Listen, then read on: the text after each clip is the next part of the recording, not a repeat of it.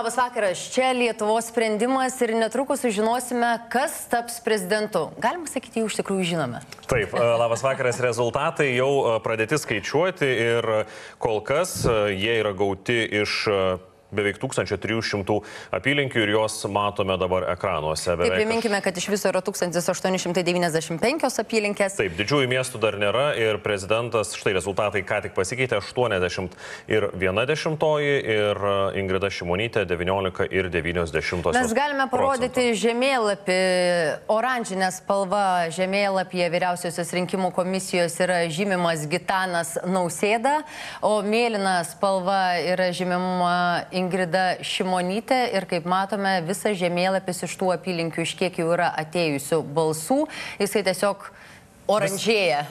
Visa Lietuva yra nusidažiusi oranžinę spalvą. Beje, yra kalbama apie tai, kad Gitanas Nausėda gali pasiekti visų laikų rekordą procentaliu skirtumu.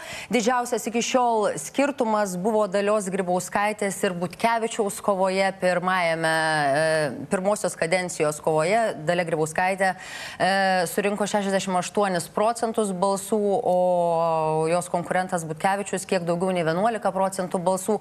Kaip matome, šiuo metu Gitano Nausėdos renkami balsai tikrai yra didesni, bet kaip ir minėjo Arnas, mes turime palaukti didžiųjų miestų rezultatų ir tuomet tikrai pamatysime aiškesnius skaičius. O dabar kelkime ten, kur švenčiama? Taip, kelkime.